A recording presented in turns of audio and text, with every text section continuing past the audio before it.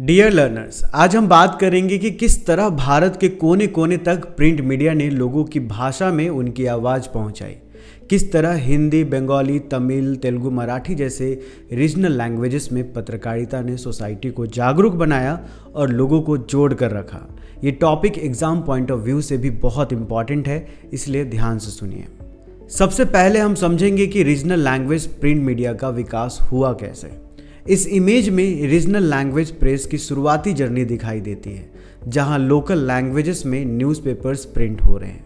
Christian missionaries और social reformers ने बहुत बड़ा रोल प्ले किया, जो लोगों तक एजुकेशनल और रिलीजियस टीचिंग्स पहुंचाने के लिए लोकल भाषा में पत्रिकाएं निकाला करते थे। रीजनल प्रेस के माध्यम से रिलीजियस टीचिंग्स के साथ साथ सोशल रिफॉर्म्स और एजुकेशन भी प्रमोट किए गए। अब चलिए कुछ इंपॉर्टेंट रीजनल लैंग्वेजेस न्यूज़पेपर्स को समझते हैं, जो भारत की मीडिया हिस्ट्री में माइलस्टोन बन गए। बंगाली भाषा में समाचार दर्पण आया, जिसे 1818 में सिरमपुर मिशनरीज ने पब्लिश किया। इसका मकसद सोशल और एजुकेशनल अवेयरनेस को बढ़ाना था। तमिल भाषा में स्वदेश मित्रन शुरू हुआ, जिसकी स्थापना जी सुब्रमण्यम अय्यर ने 1891 में की। ये अखबार आगे चलकर तमिल नेशनलिज्म और सोशल रिफॉर्म्स को आगे बढ़ाने में अहम भूमिका निभाने लगा। गुजराती भाषा में बॉम्बे समाचार आया, जिसे 1822 में फर्दुंजी मर्जबान ने शुरू किया। ये न्यूज़पेपर आज भी लगातार प्रकाशित हो रहा है और बिजनेस कॉमर्स से जुड़ी न्यूज़ देता है। हिंदी भाषा में उदंत मार्तंड शुरू हुआ, जिसे 1826 में पब्लिश किया गया। ये पहला हिंदी न्यूज़पेपर था जिसने हिंदी रीडरशिप को न्यूज़पेपर कल्चर से परिचित कराया। मराठी भाषा में केसरी आया, जिसे बाल गंगाधर तिलक जी 1881 में शुरू किए। ये न्यूज़पेपर पॉलिटिकल अवेकनिंग और फ्रीडम स्ट्रगल का एक मेजर टूल बन गया। उर्दू पर्शियन संयुक्त भाषा में जय मैं जहां नुमा सामने आया, जिसकी शुरुआत 1822 में हुई। इस अखबार ने उर्दू रीडरशिप की लिंग्विस्टिक और कल्चरल आइडेंटिटी को मजबूत देने में अहम भूमिका निभाई। अब समझते हैं कि रीजनल लैंग्वेज प्रिंट मीडिया का सिग्निफिकेंस क्या रहा। Foundation of regional journalism. Regional newspaper ने रीजनल जर्नलिज्म की मजबूत नींव रखी। इन्होंने सोशल रिफॉर्म्स, एजुकेशन को आगे बढ़ाया। इसके साथ साथ पॉलिटिकल डिबेट्स और फ्रीडम मूवमेंट्स को भी मंच दिया, जिससे आम लोग नेशनल इशू से जुड़ पाए। Reflection of India's diversity.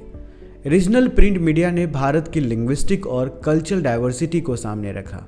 इसने रीजनल आइडेंटिटीज़ को मजबूत किया और लोगों को अपनी भाषा व संस्कृति से जोड़े रखा। साथ ही अलग अलग रीजन्स की आवाज़ को सामने लाकर नेशनल इंटीग्रेशन को भी सपोर्ट किया। अब बात करते हैं फ्रीडम स्ट्रगल के दौरान प्रिंट मीडिया के लैंडमार्क्स और उसमें रीजनल प्रेस की भूमिका की। ये विजुअल फ्रीडम स्ट्रगल के दौरान रीजनल न्यूज़पेपर्स के रोल को दिखाता है। इंडियन लैंग्वेजेस में छपे पेपर्स ने नेशनलिस्ट आइडियाज़ फैलाए और आम लोगों को आंदोलन से जोड़ने का काम किया। इंडियन लैंग्वेजेस में प्रिंट मीडिया एक पावरफुल टूल बनकर उभरा। इसने आम लोगों को फ्रीडम मूवमेंट से जोड़ने और मोबिलाइज करने का काम किया। न्यूज़पेपर्स के जरिए नेशनलिस्ट आइडियोलॉजीज तेज़ी से फैली और लोगों में आज़ादी की सोच मजबूत हुई। साथ ही प्रिंट मीडिया ब्रिटिश रूल के खिलाफ डिसेंट की आवाज़ बना और पब्लिक ओपिनियन को शेप करने में अहम भूमिका निभाई। कुछ फेमस पत्रिकाओं के बारे में जानते हैं जिनका फ्रीडम स्ट्रगल में बहुत इंपॉर्टेंट रोल है। केसरी और मराठा 1881 में शुरू हुई। ये मराठी और इंग्लिश भाषाओं में थी और इन्हें बाल गंगाधर तिलक ने फाउंडेड किया। ये पत्रिकाएं कॉलोनियल रूल को खुलकर चैलेंज करती थी और नेशनलिस्ट आइडियाज़ को सपोर्ट करती थी। वहीं अमृत बाजार पत्रिका 1868 में शुरू हुई। शुरुआत में ये बंगाली में थी, लेकिन सेंसरशिप के कारण बाद में इसे इंग्लिश में पब्लिश किया गया। ये न्यूज़पेपर कॉलोनियल ऑपरेशन के खिलाफ एक मजबूत आवाज़ बनकर उभरा। स्वदेश मित्रन 1881 में तमिल भाषा में शुरू हुई। ये पत्रिका तमिल नेशनलिज्म और सोशल रिफॉर्म्स के समर्थन के लिए मानी जाती थी। बंगाली 1879 में सुरेंद्र नाथ बनर्जी द्वारा शुरू की गई। ये न्यूज़पेपर ब्रिटिश पॉलिसीज़ के विरोध में खड़ी रही और पॉलिटिकल रिफॉर्म्स और सिविल राइट्स की मांग करती थी। अल हिलाल 1912 में मौलाना अबुल कलाम आज़ाद द्वारा उर्दू भाषा में शुरू की गई। इसने हिंदू मुस्लिम यूनिटी को बढ़ावा दिया और एंटी कॉलोनियल सेंटिमेंट्स और नेशनल आइडियाज़ को फैलाने का काम किया।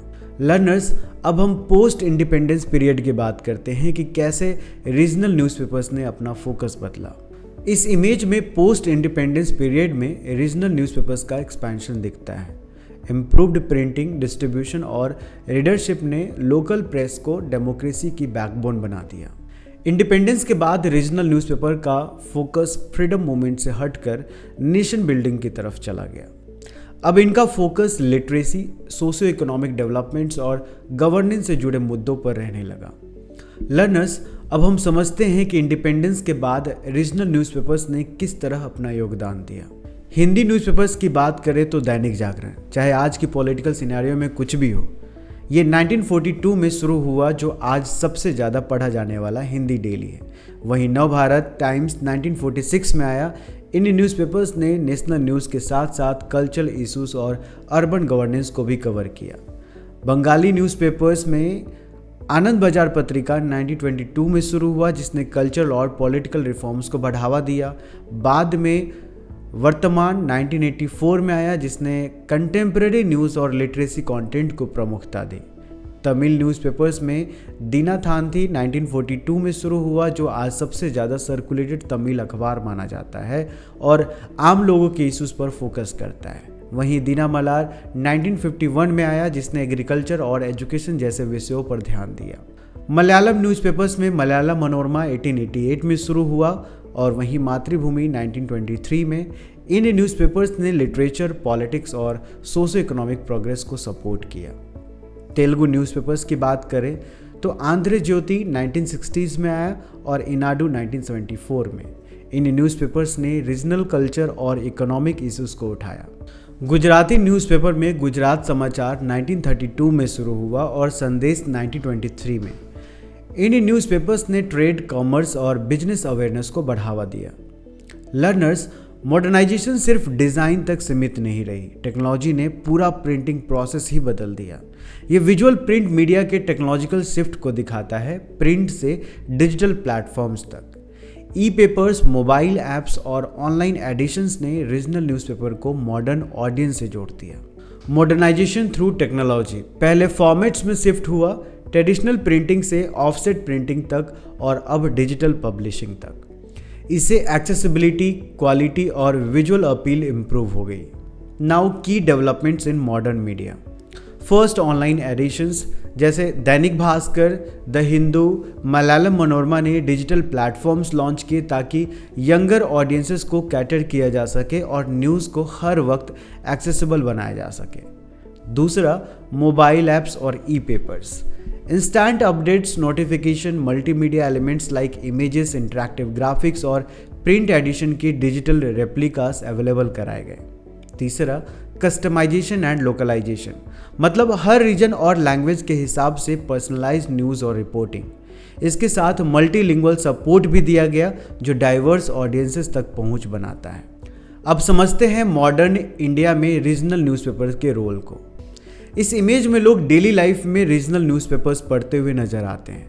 ये पेपर्स लोकल इश्यूज, गवर्नेंस और पब्लिक ओपिनियन को शेप करने में आज भी क्रूशियल रोल निभाते हैं। पहला है लिटरेसी और अवेयरनेस को बढ़ावा देना, रीडिंग हैबिट्स को मजबूत करना।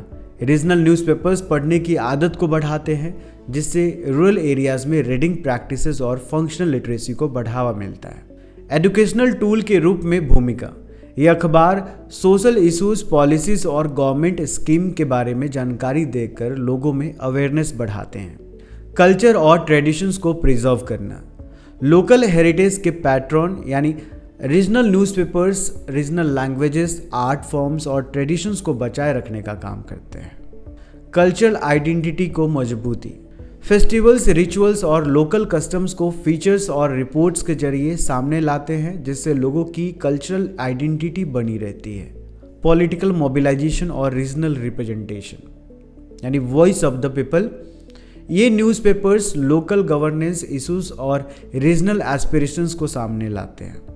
Political awareness, debates, elections coverage और पॉलिसी डिस्कशंस के जरिए लोगों को पॉलिटिकली अवेयर बनाते हैं। डेमोक्रेटिक एम्पावरमेंट, अकाउंटेबिलिटी और ट्रांसपेरेंसी को सपोर्ट करके डेमोक्रेसी को मजबूत करते हैं। इकोनॉमिक ग्रोथ को सपोर्ट करना, लोकल बिजनेसेस को बढ़ावा, स्मॉल और मीडियम एंटरप्राइज को एडवर्टाइजिंग प्लेटफॉर्म देकर लोकल इकोनॉमी को सपोर्ट करते हैं।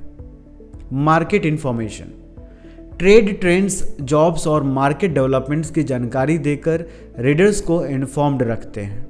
डिजास्टर मैनेजमेंट और क्राइसिस कम्युनिकेशन, इमरजेंसी के समय भरोसेमंद सोर्स, फ्लड्स, साइक्लोन्स और पैंडेमिक जैसी सिचुएशन में ट्रस्टेड इंफॉर्मेशन सोर्स बनते हैं।